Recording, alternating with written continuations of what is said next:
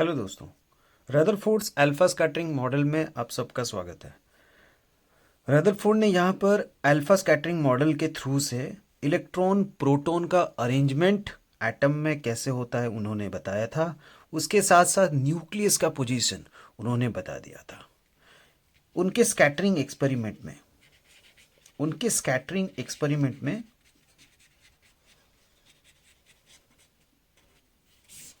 उन्होंने क्या किया था, उन्होंने एक लेड का ब्लॉक लिया था। उस लेड के ब्लॉक में अल्फा रेज निकलते थे और ठीक ये अल्फा रेज एक पतले से गोल्ड फॉयल में जाकर स्ट्राइक होते थे और ये गोल्ड फॉयल के चारों तरफ जिंक सल्फाइड का कोटिंग था। जिंक सल्फाइड का कोटिंग था। ये जिंक सल्फाइड क्या होता है? ये जिंक सल्फाइड ऐसे सब्सटेंस होते हैं जिनमें कोई रेज अगर स्ट्राइक होंगे तो ये ग्लो करने लगते हैं। जैसे हमारे बर्थडे में कोई ग्लिटर्स होते हैं ना, उससे तो यहाँ पर स्ट्राइक होते ही ग्लो करने लगते हैं। एंड यहाँ पर उन्होंने गोल्ड फॉयल लिया था एंड ये क्या था? अल्फा रे था।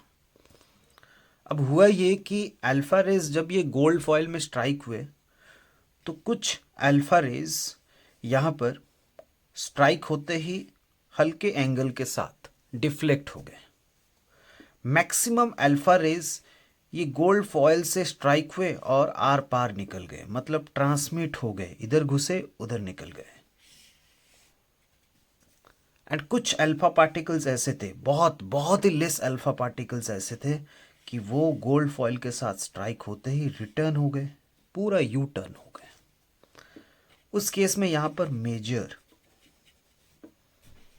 डिफ्लेक्शन हुआ एंड इस केस में हम बोलेंगे कि हल्के एंगल के साथ डिफ्लेक्शन हुआ, यहां पर हम बोलेंगे माइनर डिफ्लेक्शन। यहां पर उन्होंने जो गोल्ड फॉयल लिया था इसका थिकनेस बहुत कम था, बहुत कम थिकनेस था। ऐसा आप बोल सकते हो 1000 एटम या फिर 0.004 सेंटीमीटर थिकनेस, 0.004 सेंटीमीटर थिकनेस। अच्छा, यहां पर एक क्वेश्चन निकलता है कि रदरफोर्ड ने अल्फा रे को ही क्यों सोर्स लिया था? उन्होंने लेड ब्लॉक क्यों लिया था एंड गोल्ड फॉयल का लेने का पर्पस क्या था? यह बड़ा इंपॉर्टेंट है। देखिए, यहां पर लेड ब्लॉक लेने का पर्पस ये था कि लेड ब्लॉक का एटॉमिक मास हाई होता है, उनका डेंसिटी भी हाई होता है, उससे ये होता है कि ये जो अल्फा रेज जिस रेडियो एक्टिव सब्सटेंस से निकलते हैं, जिस रेडियो एक्टिव सब्सटेंस से अल्फा रेज निकलते हैं, वो रेडियो एक्टिव सब्सटेंस में से अल्फा रेज निकलेंगे तो ये लेड ब्लॉक क्या होता है, बिकॉज ऑफ हाई डेंसिटी ये उन अल्फा रेज को एब्जॉर्ब कर लेता है और सामने वाला थोड़ा सा पोर्शन क्या होता है कि खुला छोड़ देते हैं। उससे क्या होता है कि वहां पर अल्फा रेज निकलता है और वो सीधा गोल्ड फॉयल के साथ स्ट्राइक होता है। अब यहां पर क्या होता था कि गोल्ड फॉयल लेने का पर्पस ये था कि हाई मेलेबिलिटी था।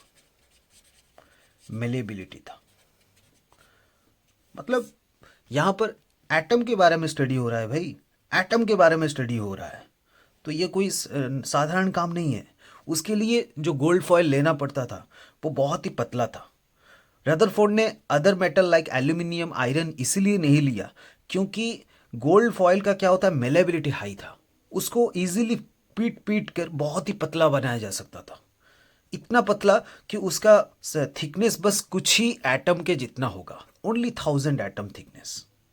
इसीलिए गोल्ड फॉयल को जितना भी पीट पीट कर हम बहुत ही पतला बना सकते हैं। इसीलिए हाई मेलेबिलिटी की वजह से गोल्ड फॉयल को लिया गया। इसको आप इजीली जितना भी पतला कर सकते हो। ये जनरली जो अल्फा रेज होते हैं ये यूजुअली पॉजिटिवली चार्ज्ड होते हैं, पॉजिटिवली चार्ज्ड होते हैं। क्या होते हैं? Positively charged. अच्छा, इनका जो ये अल्फा पार्टिकल्स जो होते हैं, अल्फा रेज में से जो पार्टिकल्स निकलते हैं उनको अल्फा पार्टिकल्स बोलेंगे। ये अल्फा पार्टिकल्स का जो मास होता है ना, मास, वो 4 टाइम्स दैट ऑफ प्रोटॉन होता है। एंड यहां पर इनका जो चार्ज होता है ना, 2 times that of the charge of proton होता है। मतलब इनका जो मास होता है प्रोटॉन से 4 गुना ज़्यादा होता है, और चार्ज जो होता है प्रोटॉन से 2 गुना ज़्यादा होता है। उन्होंने जो अल्फा रेज लिया था वो पॉजिटिवली चार्ज था। अच्छा, उन्होंने जब एक्सपेरिमेंट में ये अल्फा रेज को लिया तो यहाँ पर क्या हुआ था, उनको कुछ ऑब्जर्वेशन में मिला। अब जैसा कि हम अभी देखें हैं कि अल्फा रेज जब स्ट्राइक हुए गोल्ड फॉयल में तो मैक्सिमम अल्फा रेज आर पार हो गए, कुछ अल्फा रेज हल्के एंगल के साथ डिफ्लेक्ट हुए, और ऐसे बहुत ही कम अल्फा पार्टिकल्स थे जो एकदम से गोल्ड फॉयल में स्ट्राइक होकर यू टर्न लेने गए, यू टर्न आगे ले गए। इसका देखो ऑब्जर्वेशन क्या होगा। ऑब्जर्वेशन में अभी हम लर्न करेंगे। देखिए, observation,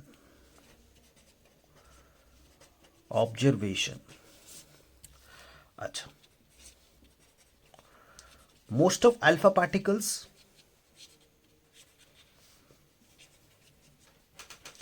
pass through the foil, the gold foil. कितने थे? अबाउट 99% थे। अब यहां इसका ये रीजन हो सकता है, देखिए कि रदरफोर्ड ने बोला कि एटम में कहीं पर एम्प्टी स्पेस होगा। ये empty space large volume occupy किया होगा। एटम में लार्ज वॉल्यूम एम्प्टी स्पेस होगा, जिसकी वजह से अल्फा पार्टिकल्स जब स्ट्राइक होंगे तो मैक्सिमम अल्फा पार्टिकल्स एटम से इधर से उधर आर पार हो गए होंगे। अब सेकेंड ऑब्जर्वेशन ये था कि फ्यू पार्टिकल्स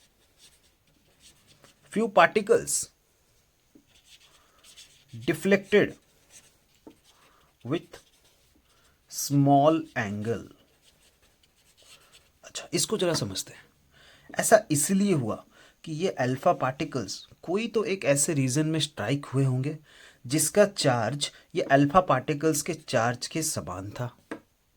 अल्फा पार्टिकल्स होते हैं पॉजिटिवली चार्ज्ड, और रदरफोर्ड ने बोला कि ये अल्फा पार्टिकल्स कोई एक ऐसे रीजन में स्ट्राइक हुए होंगे जिनका भी उस रीजन में भी जो चार्ज होगा वो भी पॉजिटिव होगा, जिसकी वजह से क्या हो रहा था कि ये पॉजिटिव पॉजिटिव रिपल्सन हुआ।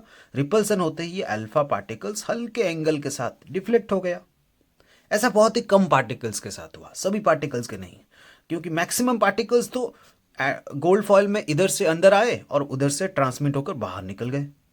ओके, अच्छा, तो फाइनली उनको ये भी कंक्लूजन में मिला कि ऐसा इसलिए हो रहा है क्योंकि अल्फा पार्टिकल्स पॉजिटिवली चार्ज्ड है, वो कोई पॉजिटिवली चार्ज रीजन में स्ट्राइक हुए जिससे हल्का डिफ्लेक्शन हो गया। अच्छा, ये एग्जैक्टली वैसे ही आप सोच सकते हो जैसे दो कार आपस में स्ट्राइक हो रहा है, जिससे क्या हो रहा है, दोनों कार क्या हो रहा है, उनका डायरेक्शन थोड़ा चेंज हो जाता है। ओके, थर्ड पॉइंट क्या था? थर्ड ऑब्जर्वेशन में उनको मिला कि वेरी फ्यू पार्टिकल्स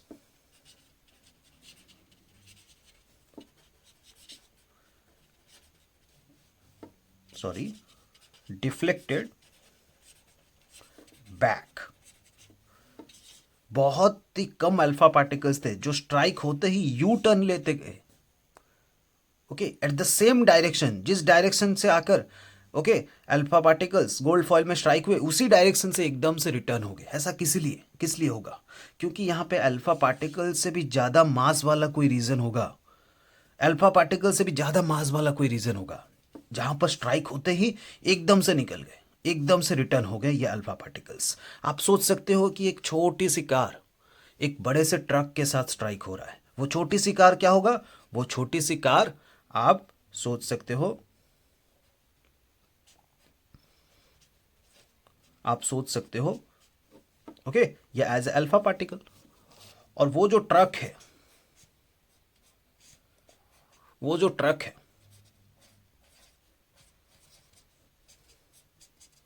वो आप सोच सकते हो हेवी रीजन।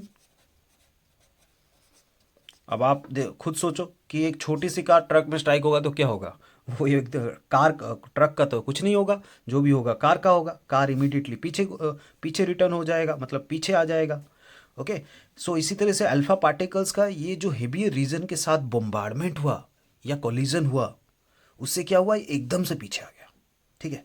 उससे ये रदरफोर्ड ने कंक्लूजन में बोला कि यहाँ पक्का कोई एक हेवियर रीजन होगा एटम में, कोई हेवियर रीजन होगा, ठीक सेंटर में होगा, जहां पर अल्फा पार्टिकल स्ट्राइक होते ही एकदम से रिटर्न आ रहे हैं।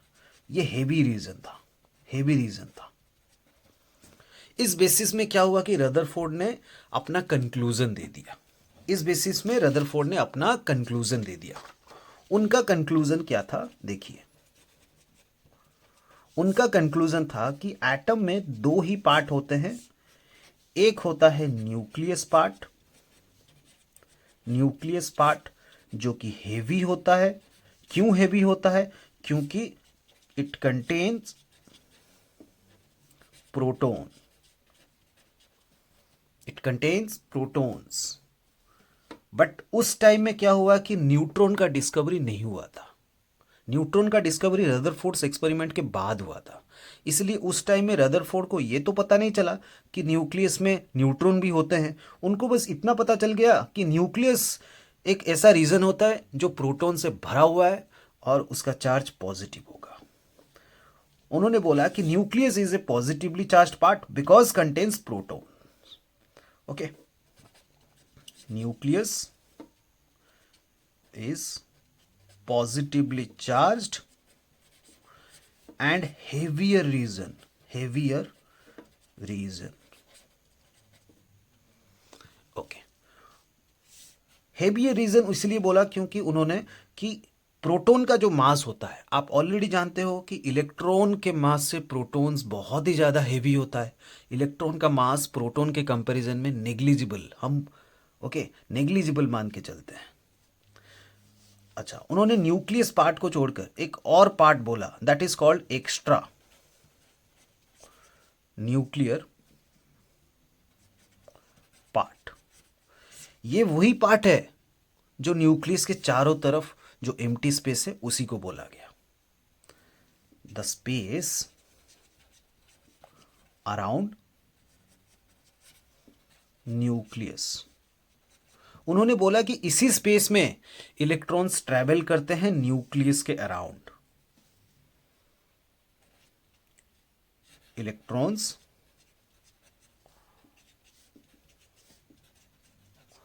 Travels around nucleus. उन्होंने बोला कि इलेक्ट्रॉन न्यूक्लियस के अराउंड ट्रैवल करेगा, उसी रीजन को बोला जाएगा एक्स्ट्रा न्यूक्लियर पार्ट। अच्छा, उन्होंने बोला कि जब न्यूक्लियस के अराउंड इलेक्ट्रॉन ट्रैवल करेगा, ये एम्प्टी रीजन आप देख रहे हो, इसमें इलेक्ट्रॉन ट्रैवल होता है, इसी को बोला जाएगा एक्स्ट्रा न्यूक्लियर पार्ट। और ये क्या है, न्यूक्लियस पार्ट। इस रीजन को बोला जाएगा एक्स्ट्रा न्यूक्लियर पार्ट और इसे बोला जाएगा न्यूक्लियर या न्यूक्लियस पार्ट। अच्छा, जब इलेक्ट्रॉन यहां पर ट्रैवल करता है न्यूक्लियस के अराउंड, रदरफोर्ड ने बोला कि ये एग्जैक्टली वैसे ही ट्रैवल करेगा जैसे सन के अराउंड प्लैनेट्स गोल गोल रिवॉल्व होते हैं। मतलब यहां पे उन्होंने बोल दिया कि electron exactly planetary motion, exactly क्या होगा, उन्होंने बोला कि यहां पर planetary motion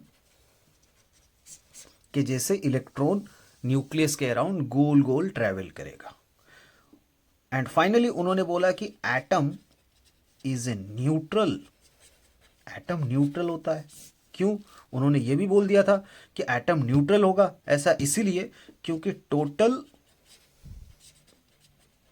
charge of nucleus equal to total charge of extra nuclear region या स्पेस। एक्स्ट्रा न्यूक्लियर रीजन में टोटल जितना भी चार्ज होगा that is equal to the total charge of nucleus. इसीलिए बोला गया कि एटम इज ए न्यूट्रल। उस टाइम में थॉमसन ने तो इसको एक्सप्लेन नहीं किया था, लेकिन रदरफोर्ड ने इसको एक्सप्लेन कर दिया। उन्होंने बोला न्यूक्लियस का चार्ज जितना होगा एक्स्ट्रा न्यूक्लियर रीजन का भी चार्ज उतना ही होना चाहिए। उसी की वजह से एटम न्यूट्रल है। Okay, thank you.